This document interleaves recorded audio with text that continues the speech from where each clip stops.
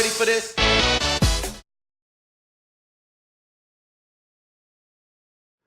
Caros alunos, nós vamos começar agora a nossa revisão de Química Orgânica para a Universidade Estadual do Rio Grande do Norte.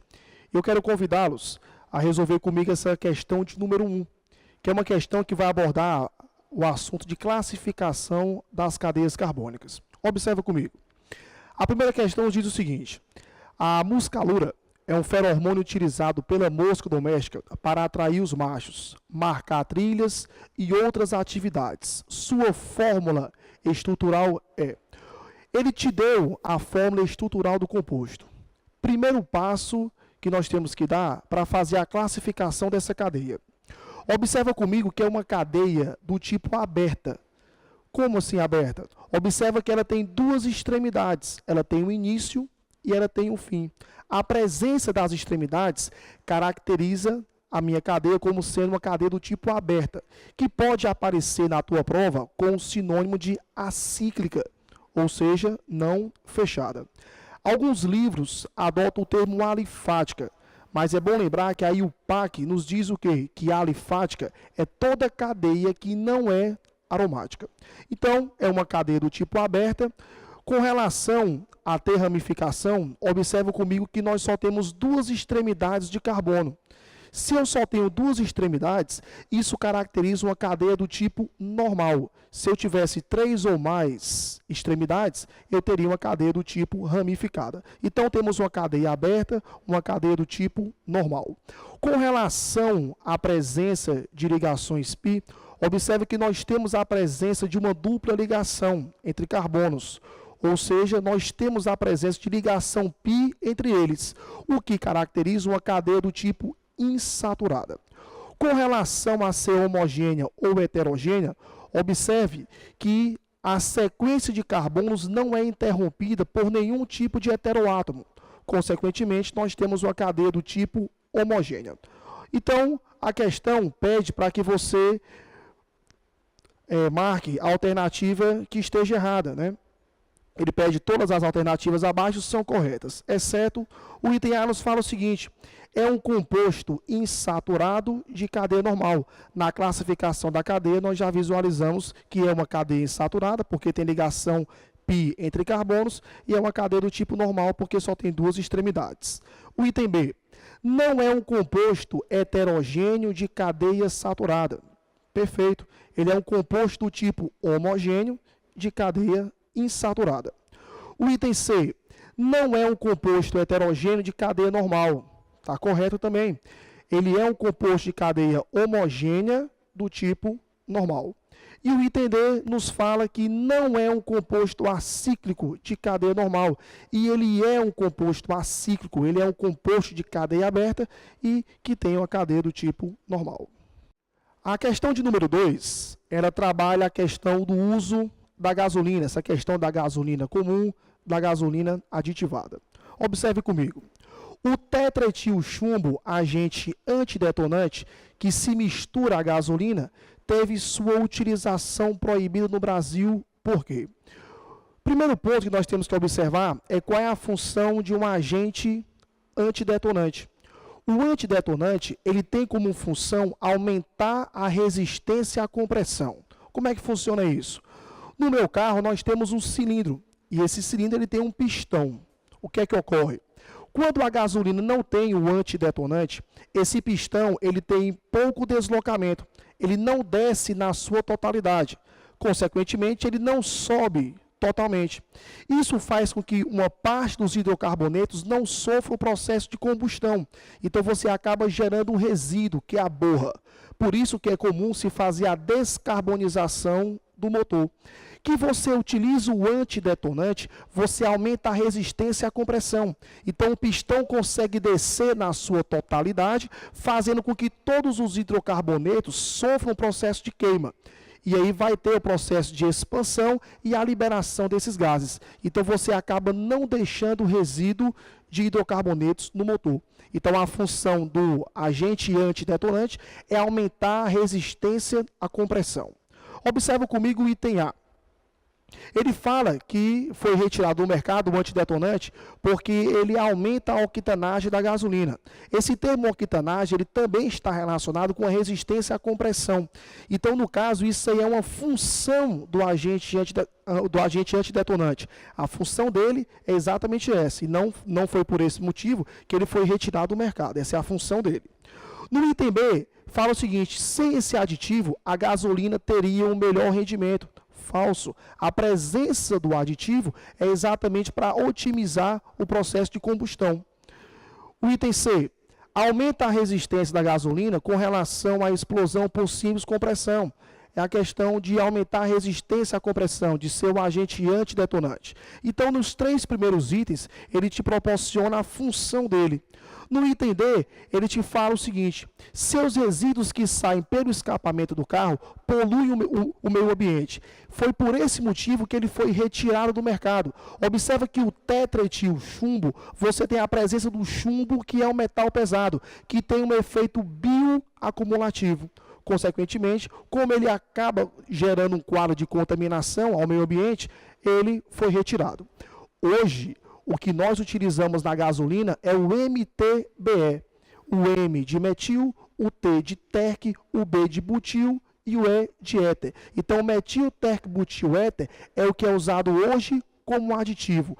Essa ausência de metais faz com que ele seja menos agressivo ao meio ambiente.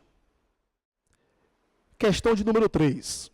Essa questão ele vai trabalhar a classificação dos hidrocarbonetos, a questão de fórmula molecular. Observa comigo.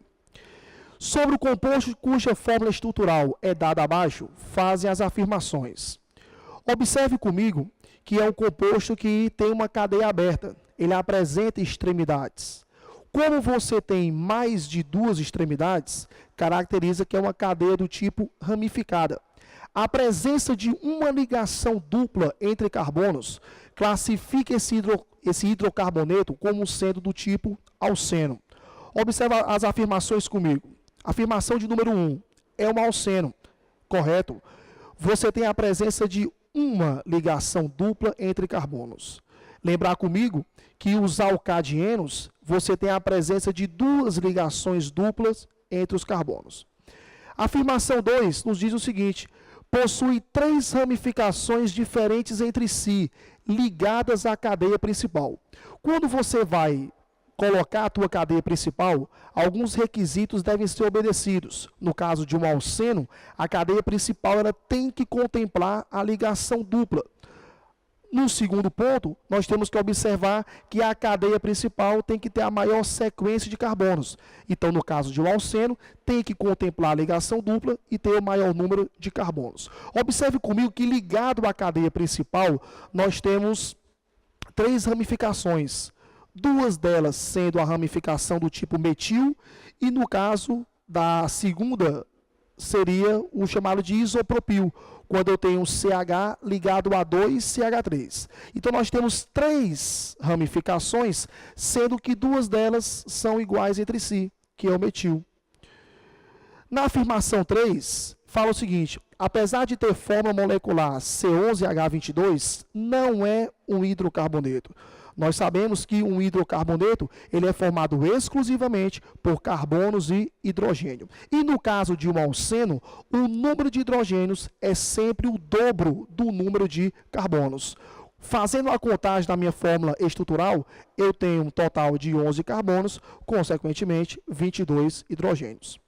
A afirmação de número 4 me fala que possui um total de 4 carbonos terciários. Na classificação dos carbonos, devemos lembrar o seguinte: o carbono primário é aquele carbono que está ligado a um ou a nenhum outro carbono. O carbono secundário, ele está ligado a 2 outros carbonos. O terciário, que é o da questão, é aquele que está ligado a outros 3 carbonos. E o quaternário é aquele carbono que está ligado a 4 outros carbonos. No caso, nós temos 4 carbonos que fazem ligação com outros 3, ou seja, nós temos 4 carbonos terciários. Então, a afirmação 1 e 4 são verdadeiros, o que nos confere o item A. Questão de número 4. É uma questão que envolve a identificação das funções orgânicas. um assunto sempre presente nas questões consideradas como básicas da química orgânica. A questão 4 fala o seguinte: o aroma natural de baunilha encontrado em doces e sorvetes deve-se ao composto de nome vanilina, cuja fórmula estrutural está representada abaixo. Observando, nós temos a presença de 3 funções oxigenadas. Nós temos a hidroxila ou oxidrila ligado diretamente ao anel aromático, o que caracteriza a função orgânica chamada de fenol. Observe também que nós temos a presença de oxigênio entre carbonos, o que caracteriza a função éter. Além disso, nós temos a presença da formila, que é o C-OH, que caracteriza a função dos aldeídos. Então, nós temos 3 funções oxigenadas, que são fenol, éter e aldeído. Então, marcamos aí o item A de avião. Questão de número 5. Uma questão que fala sobre as aplicações dos hidrocarbonetos e o seu processo de obtenção com relação ao petróleo. A questão 5 fala o seguinte: dentre os constituintes do petróleo, há aqueles conhecidos que são usados como combustíveis, como gasolina, querosene e diesel, mas há muitos outros que são empregados como matéria-prima para a produção industrial de diversos materiais, para as mais variadas aplicações.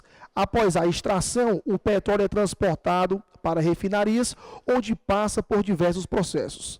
Assinale a alternativa correta relacionada com o processamento do petróleo. O item A nos fala o seguinte: boa parte do petróleo brasileiro vem de regiões de águas profundas, mas isso não eleva o custo de exploração. Falso. Se você pensar comigo com relação ao pré-sal, nós temos um petróleo que está a uma grande profundidade. Quanto mais profundo, mais tecnologia eu tenho que ter. Consequentemente, o custo da extração ele vai aumentar. Então, o item A está falso. O item B nos fala o seguinte: a primeira etapa consiste numa destilação simples para separar o composto de menor ponto de ebulição, a gasolina. Quando você fala no processo de separação dos componentes do petróleo, o que nós devemos utilizar é um processo físico de separação, que é o processo de destilação fracionada, e não destilação simples, como ele fala. O outro erro desse item é falar que a gasolina é o componente de menor ponto de ebulição. E quando você faz o fracionamento do petróleo, o constituinte de menor ponto de ebulição são os GLP, que é o gás liquefeito do petróleo. O item C nos fala o seguinte: uma etapa envolve a destilação fracionada do petróleo, na qual vários compostos presentes têm suas estruturas reduzidas para serem posteriormente separados por ordem de ponto de fusão. O processo de destilação fracionada, ele separa de acordo com os pontos de ebulição e não de fusão. O processo de separação do petróleo, ele visa separar os constituintes e não fazer o processo de redução das estruturas. Então, o item C, falso. O item D, ele fala o seguinte: uma fração constituída por hidrocarbonetos de cadeias longas sofre reação química catalisada para gerar hidrocarbonetos de cadeias menores. Esse é o processo chamado de craqueamento, onde você tem hidrocarbonetos de cadeias maiores e você faz a quebra desses hidrocarbonetos para gerar estruturas menores. Essas estruturas menores serão utilizadas para atender a alta demanda de gasolina e atender a alta demanda do gás de cozinha, formado pelo propano e pelo butano. Então, você utiliza o processo de craqueamento, que é um processo de quebra. Esse processo pode ocorrer exclusivamente sob a ação do calor, que é o craqueamento térmico, ou então você utiliza o chamado craqueamento catalítico. Hoje, ao usar um catalisador, eu trabalho com temperaturas mais reduzidas, acelerando o processo de quebra. Então, na quinta questão, nós temos como item correto o item D. Bom, fizemos as 5 primeiras questões. As outras 20, que trata das funções orgânicas, isomeria e reações orgânicas, assunto muito cobrado na prova da Estadual do Rio Grande do Norte, não deixe de acessar as outras 20 questões. Boa sorte, bom estudo.